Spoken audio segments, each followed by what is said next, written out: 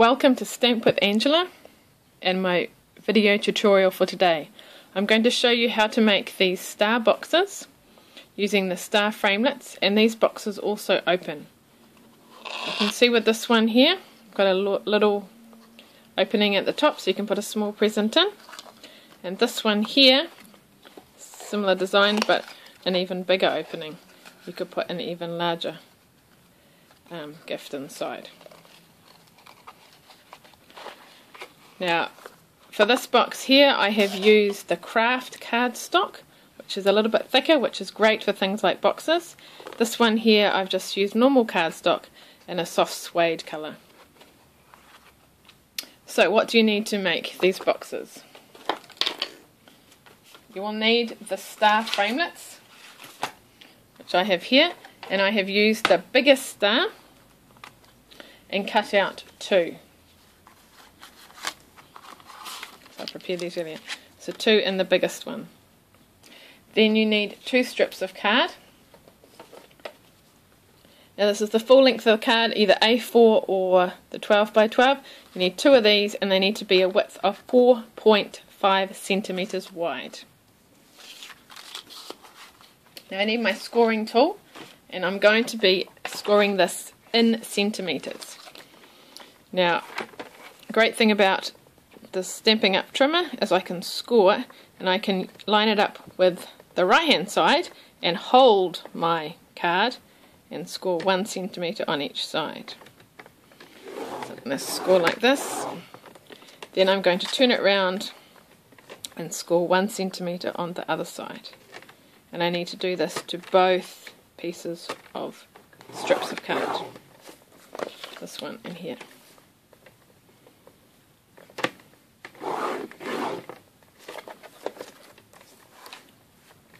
1 centimeter. Alright, now what you need to do, you can make this for any size star, but today I'm going to show you the biggest star, is you need to measure from the tip of the star up here down to where it meets, and you need to know exactly the measurement. So this is 4.3 centimeters or 43 millimeters. So what I need to do on my strip of card is score 4.3 millimeters all the way along. So 43. Now I need to bring it down so I can carefully see 43 millimeters or 4.3 centimeters. Keep it nice and straight and score, keeping it straight all the way along. So 4.3. So I'll carry on doing this and then show you. So I now have 2 pieces of card that are scored at 4.3 centimeters all the way along. So if I fold it like this, you will see. Now you will notice that one at the end is a little bit shorter. That's okay. We are going to trim this and join it. So trim it to be about this width. And then we are going to attach it to the next one. Again, this is on the A4 cardstock, is a little bit thinner, so we need to join these together with some Tombow or whatever adhesive you like. So I'll join it together and try and make sure that your score lines even up. Only takes a little moment to glue. Then you need 10 complete sections and a little extra. So 1, 2, 3, 4, 5, 6, 7, 8, 9, 10. And then this one here we're going to trim 11. So we don't need the rest. So you've got one long piece. Now I'm also just going to fold the 1 centimeter scored line on each, folding it in like this, and then I can move my trimmer away. Okay, the next step is to cut little pieces like this on every corner of fold, and you need to do that on both sides. It needs to be reasonably wide so that they don't, so that when they fold that they're not going to meet. So I'm going to carry on doing that and show you this finished. Alright, so here it is, all cut, ready to go. Now the next step is important. You want to find your join and make sure that that is on the inside. So I'm actually going to have to fold all these the other way so that this join will be on the inside. And then you need to decide which opening you would like, because that's important of where you start gluing it to your box.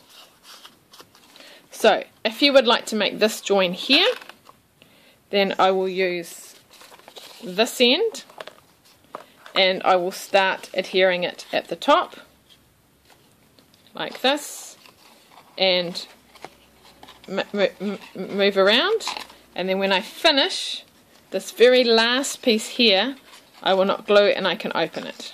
Alright, so for this opening, start at the top and glue it down.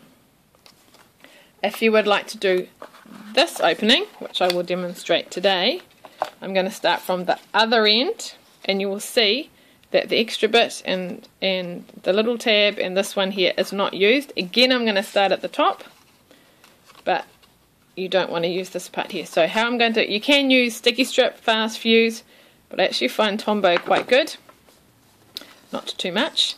So I'm going to put some Tombow there, and you don't need to hold it for too long.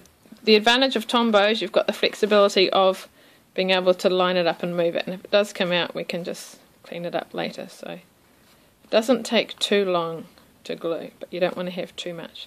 So I'll start with that there. Alright, hold it down, even squeeze it together for the first one, and then it's glued. Then I move around for the next piece, not too much glue, and line it up. Hold it for a few seconds, make sure it sticks, hold it, and then move on to the next piece. Now as you do it, just bend it round. This one's a little bit trickier because it was where the join is, so it's a little bit thicker. It's a little bit fiddly to hold. Sorry, I'm twisting it around. Going to hold it here, line it up nicely, hold it for a few seconds. So the Tombow does dry quite quickly. Oops, it's moved, so I'll just have to glue it and hold it again. So hopefully you get the general idea. So I'm just twisted it all the way around because it's easier to hold this way. So holding it for a few seconds, bend it back, a little bit of glue,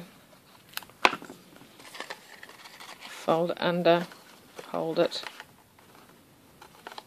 Okay, I'm going to keep finishing this side, but I'm not going to put any glue on this last piece, and then I'll show you the next step. I'm at the point now where I've adhered them all. Sometimes you might just need to tidy up a join slightly. Don't know if you can see here, but the little tab is slightly visible, so just get your scissors and just ever so slightly trim it if you need to. Alright, so we're going to leave these ones because that's for the opening.